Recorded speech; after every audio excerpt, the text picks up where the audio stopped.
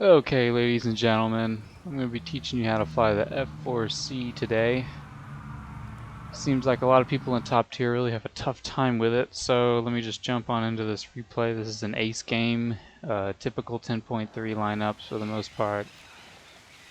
Yeah, not much else to say there. It looks like a lot of people struggle with F-4C. The E variant tends to do a little bit better, but either way, it's a little bit more tricky to fly than the MiG, so I figured I would bring some attention to it, help you all out. Just some quick notes while we take off. It is very much a support role type aircraft. The goal is not to be the spear that is punching in and really being aggressive. The goal is to you're going to let your teammates initiate fights. And then once enemies are engaged, you're going to look for people who are tunnel visioned, low energy, unaware generally. Those are going to be your prime targets. Because the MiG-21 is so maneuverable, the chances that you're just going to be able to sneak up on one that's totally aware and not in a fight already are very slim. So the goal is going to be get some altitude, not too much. I'll talk about that also in a minute. Get a little bit of altitude, get a little bit of energy, and let your teammates start the fight. And then as soon as people are engaged, you can move in and help out. But it's very important to not be the first person to engage in a fight, because in that case you're really screwed. It has no flares, so and it's not very maneuverable too. The MiG can get away without flares because it's so maneuverable. As long as you turn pretty early and you have a decent amount of energy, you're not going to get doinked by a missile. And the F-4C, that is not the case. Pretty much, if an R-60 gets a good lock on you, the chances of you surviving it, unless you're flying into the sun, is another good tip. Flying into the sun in the F-4. I got lucky with this sunrise in this case, helping me with my spawn. But either way, if an R-60 gets a lock on you, or even an AIM-9J, the chances that you actually evade it are slim. But back to the point about altitude. You might think, because right when supersonics were released, the ideal method was to get up to altitude, because you have a significant advantage over subsonic aircraft at high altitude. But once you get into full 10.3 games in the F-4C, high altitude is not your friend. Again, you do not have flares, and you become significantly less maneuverable at high altitudes. So typically I tend to cap it at about 3 kilometers. Anything above that, you're really kind of a sitting duck. If you're going up that high, you better have some really good situational awareness and really have a good idea of what's up there and what you're going to have to go up against. So I tend to play it a little lower, maybe around 2 to 3K. And again, support aircraft is #1, should be your priority. So you saw that MiG-21 was focused on my teammate, so I just shot a rocket at him. I wasn't going to catch him if he kept going, so I just left him. And some guy brought a G91 up here. I really don't know why. I'm not going to go on about that, but please don't bring 9.0 planes into the 10.3 match. You're just doing your team a disservice. So if you didn't notice, I got a tail crit on the G91 over here, substitute damages of tail. By the way, you can look at the bottom left is the battle log, in case I miss a kill. Yeah, so I went for the guns in that case. The AIM-9Es, which is what the F3 gets, or the F-4C, sorry. The AIM-9Es are decent, but you're not going to get any remarkable kills with them. It actually fits the role of the F-4C pretty well, is that unless somebody is not paying attention or really low on energy and can't maneuver, you're probably not going to kill them with rockets or with missiles, mind you. So with that said, you should get very comfortable with the guns, as you should with any top tier. Air-to-air missiles should not be your first line of offense against somebody. They're a good tool to have to make people turn, like this F-100, but at the end of the day, most of my kills, especially in the Phantom, were with guns. So you really just need to get comfortable aiming the cannon and learning how to aim targets, and that only comes with experience. So, like I said, we're staying at low altitude. That F-100 just turned and ran, and I could have caught him, but remember, we're playing support aircraft here. So this T-2 is in trouble. The teammate in front of me, not the one behind me. That T-2 is in trouble. So I'm going to come over and help him out, because the goal, again, is to get somebody who's kind of tunnel visioned, not paying attention to their surroundings, and too focused on just like trying to get a kill before they die. And that's really where this plane excels. So, of course, the MiG-21 pulls off, and I had that T-2 behind me, so I played some quick defense, and for some reason he turned away. I'm not sure why. But here we go again. Obviously, this is a gun scenario against the F-100. The F-100 is actually decently maneuverable for a little bit. It loses a lot of energy in turns, but it's plenty capable of dodging a missile. And especially at that angle of attack, I was not going to be able to get a good hit. So I was leading for guns there. Fortunately, we didn't quite get enough. He shoots an AIM-9E at me, or maybe an AIM-9B, but it's important to also know what missiles other aircraft are carrying at top tier, because I knew, of course, that F-100 did not have AIM-9Js, which are significantly better than the AIM-9Es. And so I really didn't have to spend a lot of energy trying to turn.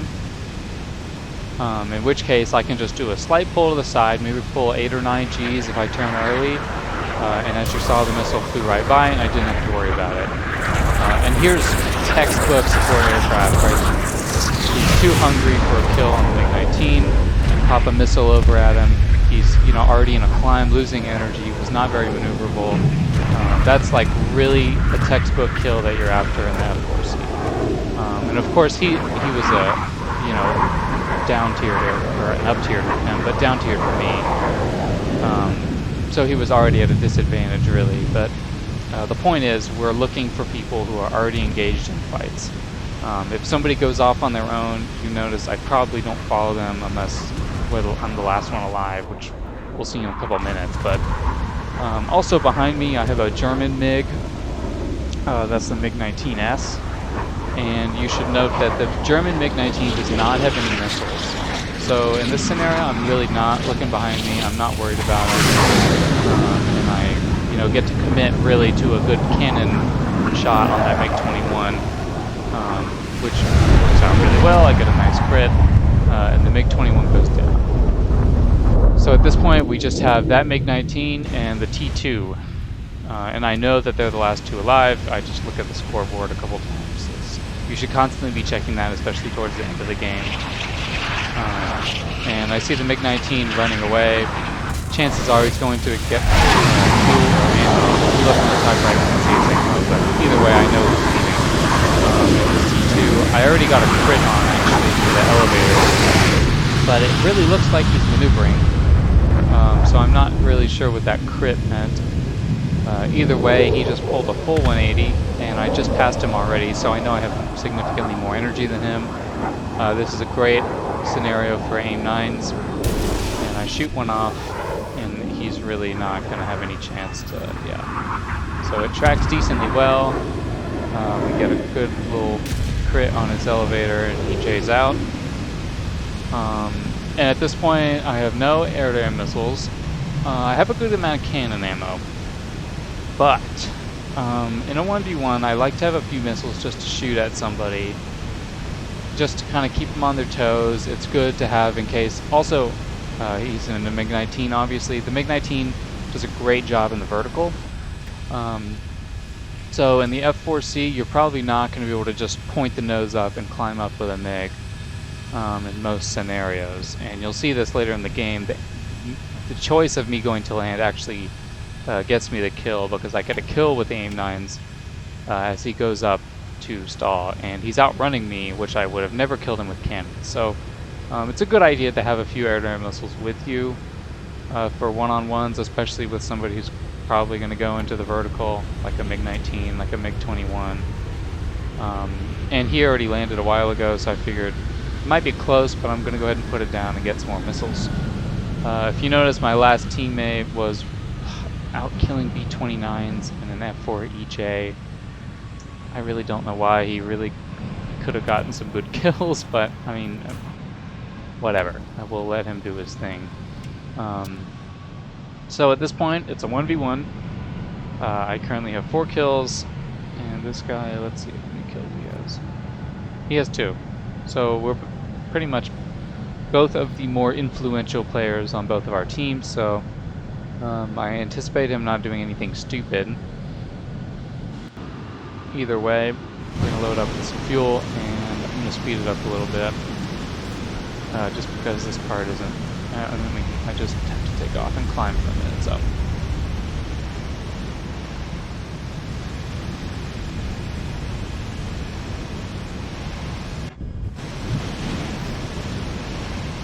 if you notice, I just popped in a Venture. Okay, so here's where the fight really starts.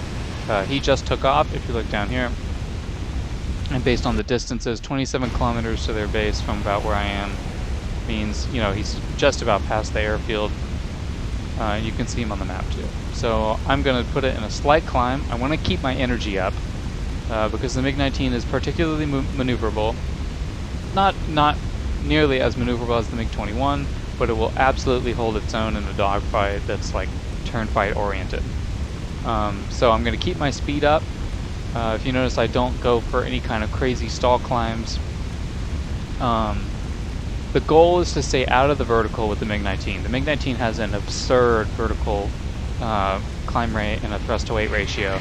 So in any kind of vertical engagement or even horizontal turning engagement, those engines are going to push him through turns and also give him a really good leg up in climbs that are like sustained and not necessarily zoom climbs where you're starting out with a bunch of energy. So I make one turn in the vertical with him. Let me just slow this down. I make one turn in the vertical with him just to see if we could outturn him. And you notice he actually pulled up before I could get guns on target. So he was turning inside of me, which really just goes to show the maneuverability of the MiG-19 in the vertical and its energy retention. So I kept my advantage of top speed. I just leveled it out. And at this point, notice I'm turning away from my airfield. I usually take pretty big fuel loads, like 20 to 28 minutes in the F4. So I want to get him away from my airfield and his airfield because, you know, I really want to just focus on the dogfight between me and him so that A, I'm not relying on AA. I don't really like to be that guy who just goes and like camps at the airfield. So I'm just going to bring him away, and we're just going to fight all the way over here away from everybody else. And I'm also just extending a quick gap so that hopefully if I don't want it to come to this, but if I have to, I can out-fuel load him. If you notice, I turned the afterburners off right here just to see if I could outrun him running the engines dry. And while I don't, I was just testing it out to see if I needed to run the engines dry and just like extend for the whole map and be that guy. I could, but needless to say, I wasn't going to do that. For some reason, it doesn't look like I have any new missiles. I do. I'm not sure why it hasn't loaded that back in the replay, but I do have a fresh set of missiles on. And so at about 3.5 kilometers, I turn around in hopes that I could maybe get a quick head on, which doesn't quite work. But I've bled a little bit of energy. If you notice, I popped my air brake there. And that's because if he wants to extend, I'm totally fine with that, because he'll only outrun me for a little bit. And if you notice right here, he was for a second. And as soon as I get my nose down, and as soon as the afterburner starts kicking in, we catch him pretty easily.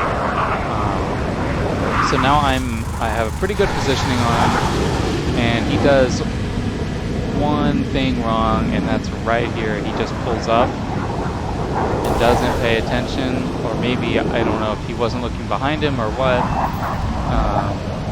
But that's a primo example of a good use of missiles and when those are useful, because with cannons, you notice he was outrunning me in the vertical like I predicted.